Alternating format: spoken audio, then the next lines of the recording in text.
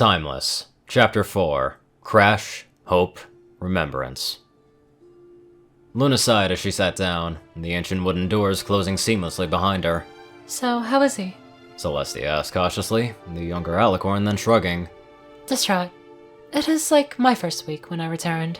He is now aware of the crushing realization that every creature that he once knew, and called a friend, is long since gone. I don't believe that he was ever truly able to accept it, the reality being dulled in his own mind. I cannot help but remember my own turmoil with this issue, nor your response, which I gave to him. My own words failed me, sister, Luna whispered, head shaking slowly as she continued, a tiredness now creeping into her voice. He will recover, but for now he must come to terms with his loss. He is preparing one of his spells and said we will hear it when it activates, so you may inspect it for safety. Luna was then quiet for a time, a forelimb rubbing against the other in thought. You are pensive, sister. Celestia mused, a simple nod greeting her words. It is new to me. To be picked over you for something like this.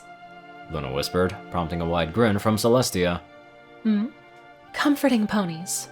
They usually look to you for such a thing. I am not as approachable.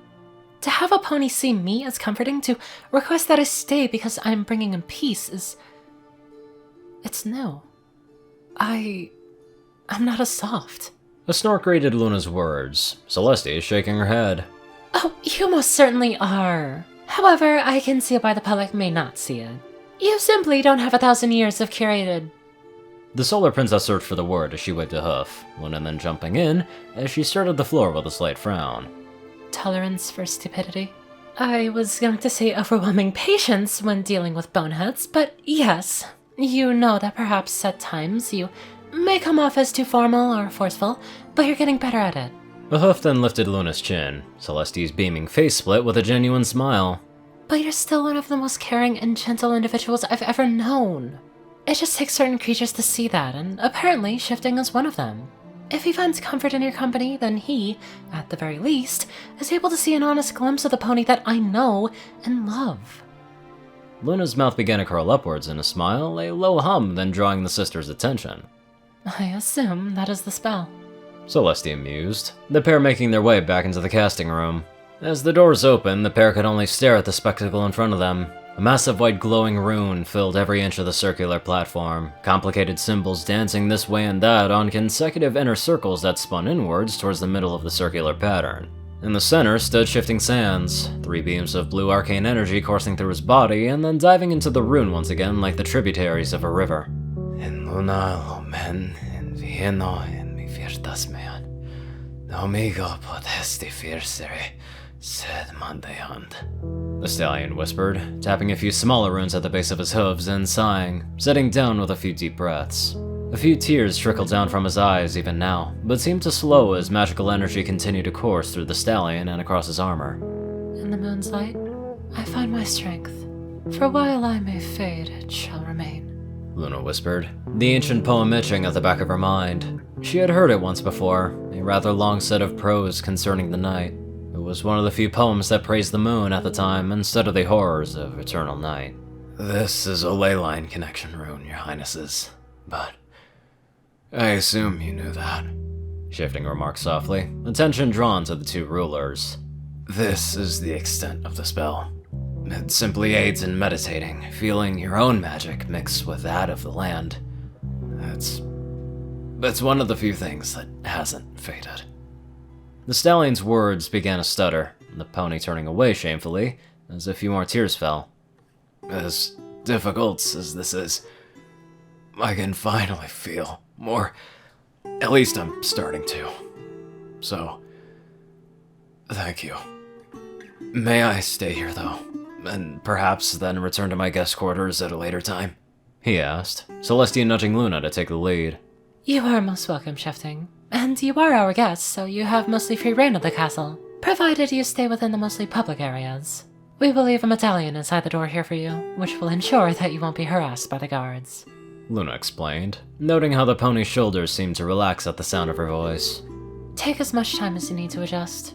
We do have a proposal for you when you're ready, of how you may wish to occupy the time. but that can wait, and is not a request or order, merely an offer of help. Shifting nodded, taking a few deep breaths. I understand, thank you. I'll remain here for a time then. If it is permissible, how can I contact you? I do not wish to disturb either of you unless necessary, however, since I know you have many other duties. We shall enchant the medallion with a communication spell, and leave a note of best times. It is likely that those times will overlap meetings with nobles, though, sadly. Luna mused with a smile. The slight joke elicited the barest hint of a smile from Shifting, the stallion simply nodding. We shall leave the peace, Shifting Sands, Luna remarked as she and Celestia turned to leave. The Night Princess then paused, a gentle smile on her lips. I don't believe that we ever formally thanked you for saving our life, so thank you, Shifting. The stallion raised his head, bowing it briefly as a bit of life and determination slid into his eyes, pushing aside the sorrow for a time. I would do it again in a heartbeat, Princess. I made a promise to you once, and I don't intend to break that. We are glad to hear that. And Shifting? If it is just us, Luna's fine. As the alicorn left, she had to resist a giggle at the utter perplexed look that dawned on Shifting's face, but the genuine care in his eyes made her step seem all the lighter. He hasn't left for 5 hours? No, Your Highness. We delivered some food as he requested, rather politely I might add, and then let him be. Luna sighed, nodding to the guards, as she trotted along the hallway. She wasn't used to dealing with the royal guards as much as her own, but with the Night Guard's skill and loyalty in jeopardy, it was a necessary precaution. The latter group is still undergoing a screening process, and only the newest of recruits have been processed after the traitorous attack. The individuals who hadn't undergone the mandatory magical and intensive personal interview were still confined to either the barracks or sent back home to Hollow Shades until they were summoned. As for her guest, Luna thought it would be best to check in on him.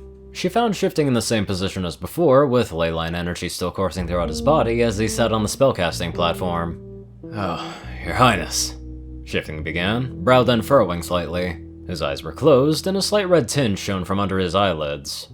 Is everything well? I hope I haven't. Shifting, everything is fine.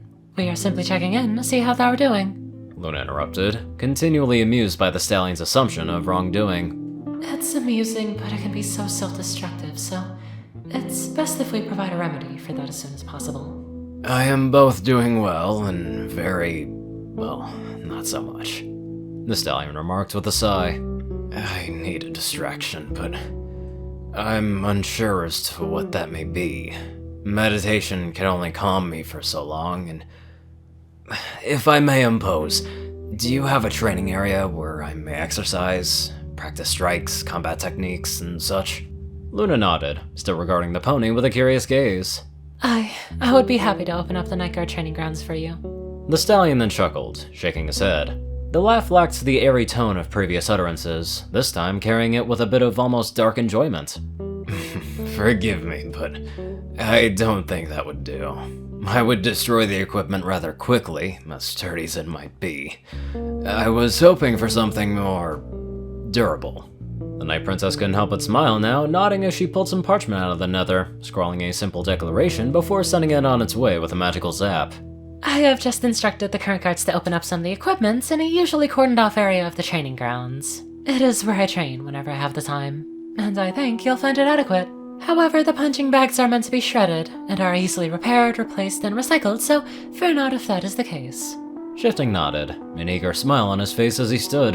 The runes around him vanished into mist, the stallion's eyes flickering red as he looked over to Luna. The tinge then vanished after Shifting took a deep breath. Thank you, Princess Luna. The alicorn waved a hoof dismissively, gesturing to the door. Just Luna's fine. As they walked down the removed hallway, Shifting then paused, ears perking up in thought. You mentioned that there was a proposal? Luna blinked, nodding cautiously.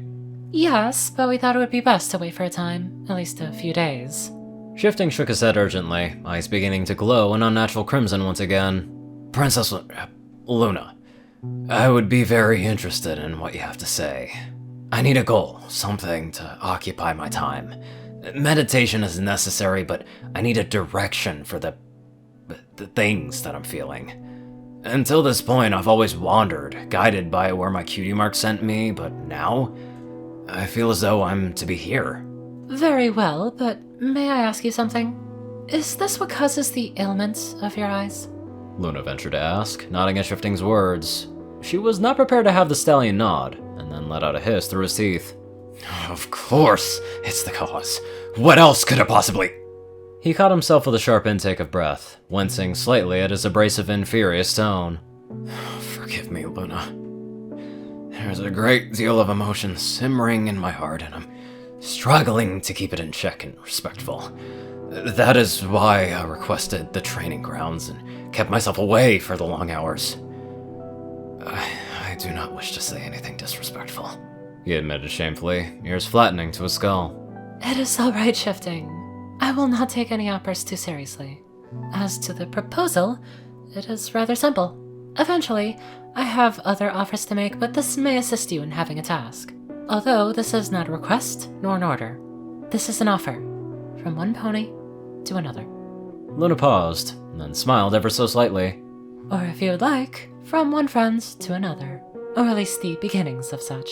The stallion's ears immediately perked up, the unicorn nodding briefly. Emotion swarmed across his face, shock, uneasiness, and then genuine thanks and warm acceptance. Friend? I'd be privileged to be even seen as such, Luna. The alicorn let out a huff, waving a hoof at his words. You have saved my life and have been nothing but respectful to me and my sister.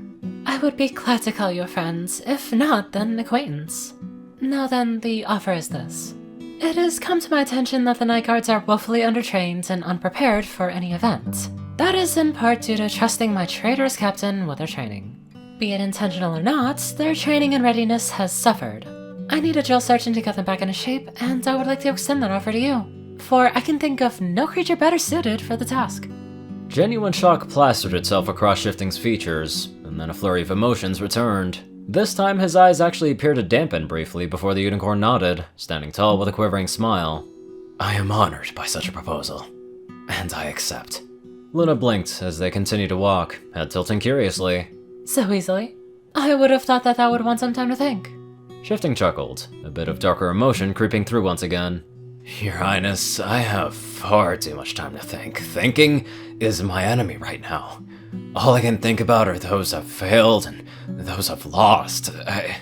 He paused, hoof drifting to a stop as tears promptly flowed from his eyes. Sorry, these rapid emotional shifts they're difficult. The stallion whispered, taking a deep breath before walking a bit further, eyes starting to dry up. I greatly appreciate such an offer, and I am eager to start, at least after my mind settles a bit. With a goal, a purpose. It makes coping with things a bit easier. Luna nodded as they walked out of the castle proper, down towards training arena set inside the mountain itself. We thought as much. When we first returned, my sister gave me quite a few tasks. I was not sure why she suddenly burdened me with such things until she sat me down and told me. I realized then that such duties, they helped me cope. Instead of the reality of my situation crashing down at once, it trickled through my duties and tasks. I hope that this can do the same for you. I will admit that my other motive is that my guards do especially need training, and you have clearly demonstrated the ability to get them back up to par.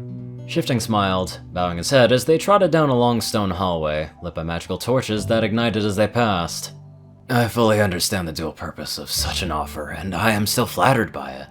So, does that mean I am to be enlisted as a night guard, or...? The unicorn definitely didn't miss Luna's eyes sparkling as she grinned, the alicorn trotting along with a bit more spring in her step. Aye, but if you recall, I never asked for you to renounce your lunar night vows either. However, first things first, Shifting Sands. You will be enlisted as a drill sergeant from my night guard, effective as soon as you are willing and able.